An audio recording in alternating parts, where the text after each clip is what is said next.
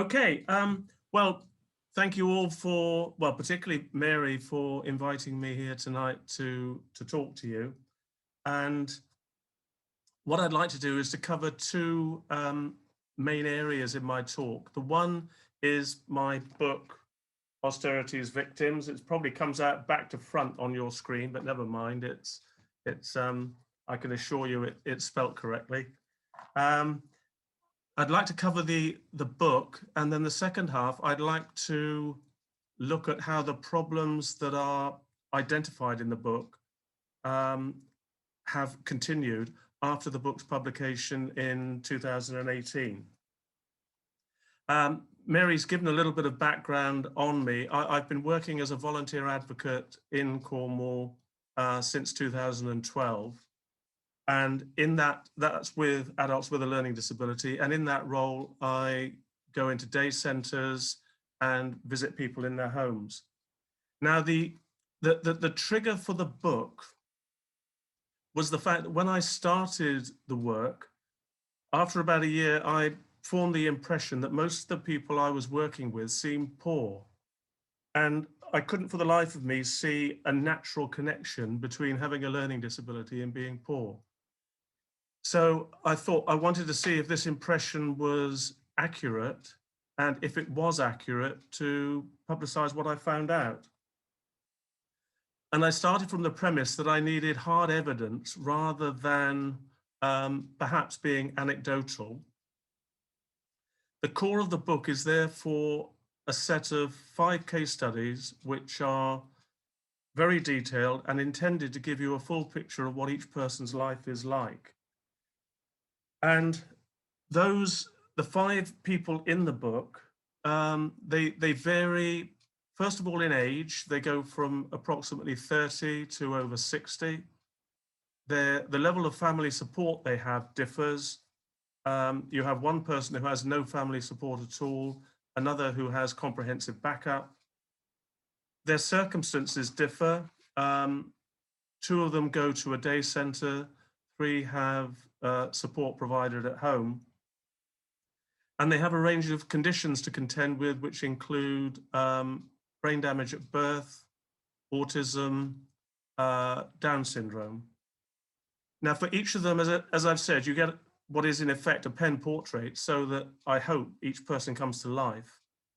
And that is then followed by precise analysis of how much money they have coming in and how they spend it. And I break down the spending into the categories that are used by the Office for National Statistics.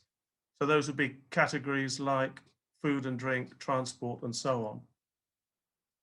The result of that is that at the end of each case study, I can compare what that person has with what is the UK median, the Cornwall median, and the minimum income standard of the Joseph Rowntree Foundation.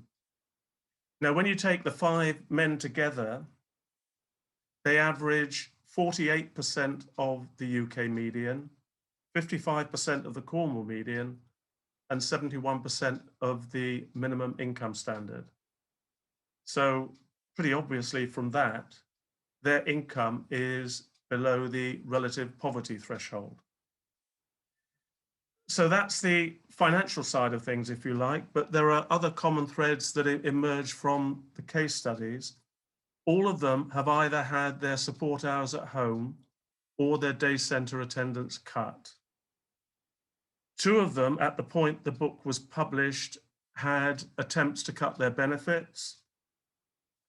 And equally important, even though it's not quantifiable, their quality of life suffered, with loneliness becoming an increasing issue. Now, the final chapter brings me back to the title, because for me, the key cause of the injustice is the austerity imposed since 2010. And, we could talk endlessly about the forms that austerity has taken, but particularly the central government cuts to the funding that local councils receive. But in the final chapter, I make another plea, if you like, and that is to look holistically at someone with a learning disability. And I think the same would apply, frankly, to anyone who's a victim of the benefit system. Because I think it's a mistake to see austerity as like an axe that falls at one cut and removes everything at one go. You know, to me, it is more like death by 1,000 cuts. And to give you an example, one of the men in my book called Les, he doesn't just have cuts to benefits and support to contend with.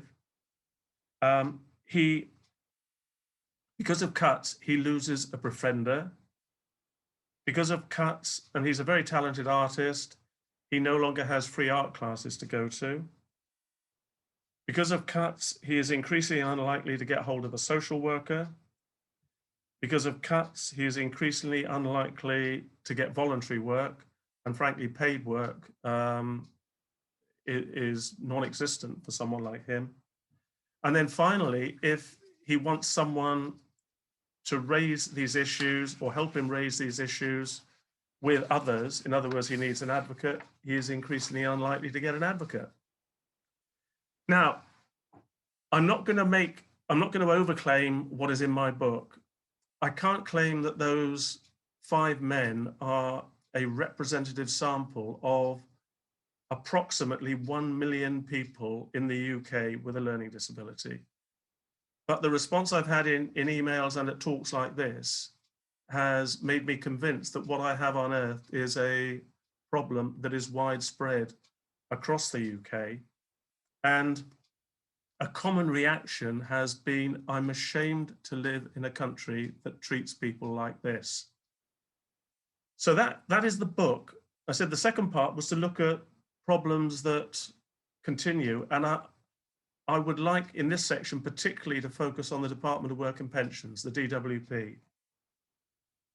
And I could just have taken 2 of the men who are 2 of the principal case studies in the book, because since 2018, they have had to take benefits cases to the tribunal stage. But I would, however, like to take a different case, which is someone who's mentioned relatively briefly in the final chapter. Someone I've called Ian, and I should say all these names are false to protect the identities of the people in the book. Now, if I sum up, first of all, what's in the book about Ian, he is someone who suffered brain damage as a result of a car accident before he reached school age. His condition is not going to improve. But twice before 2015, he had to go to a tribunal to stop his benefits being cut. And in the book, I describe, again, a successful challenge to the DWP trying again to move him on ESA from the support group to the work-related activity group, which would mean a cut of between 20 and 30 pounds a week for him. So that's what's in the book. And I think any reasonable person would think, well, surely the DWP have got the message now and they know his background, but inevitably that is not the case. In late June 2018, Ian failed to transfer from DLA to PIP. As a result of that, he had to manage without £57.30 that he previously received as his DLA. But because of the interconnection between DLA and ESA, he then lost a further £64.30 because the severe disability premium had been removed from the ESA. So the total loss is £121.60 per week. Well, clearly he couldn't manage on that. Food bank vouchers and so on were needed, but potentially worse was to follow. Because he'd lost the care component from DLA, despite the fact that his financial circumstances were now so dire, Ian no longer qualified to have all his rent covered by housing benefit. As a result, he had to pay £15.25 a week, or he was expected to, which he simply didn't have. It built up arrears, and that led to his being put on a 4-stage process that could have led to eviction in early October. Now, fortunately, the housing department was sympathetic and deferred the procedure. And then in late September, I was able to apply pressure on the DWP because they'd exceeded the 12-week period within which they should respond to a request for reconsideration. And his PIP was awarded. The ESA then went back to its previous level, and the housing benefit arrears were wiped out. Now, 2 points stand out in that for me. First of all, why should someone like Ian be put through such misery when everything was on DWP records already? And secondly, homelessness could easily have been the result, purely because he couldn't find £15.25 a week. And to me, he is a stark example of how, for some people, life under this regime is just hanging by a thread. Now, just a couple more things, if I could. I've referred there to tribunal cases. Since the book was published, most of my work has concerned taking cases to a tribunal. Most of them have concerned PIP. The 6 or 7 most recent ones, and later, if you wanted to, I can get into the point scoring. All of them were given no points whatsoever in their assessments, and all of them were overturned by a tribunal or by the DWP phoning up, in effect, to settle out of court. And there was a massive discrepancy between what was decided by the DWP and what was decided by the tribunal. In my naivety, I rather thought that the tribunal would arbitrate where there was a fairly fine distinction between deciding this way or that, but it's not the case. So as a result, I'm writing a new book in which I believe I can show that the tribunals have exposed the DWP system as one which drives people, and my particular brief is learning disability, but people with a learning disability off benefits and into poverty. And bringing you back to the title of my book, that is austerity in another grim form.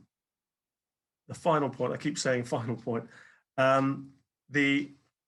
should say that my aim in writing this is not to make a profit, but rather to get through to as many readers as possible. And so the print version is therefore available at cost price, and the Kindle version at only 99p. So thank you all very much.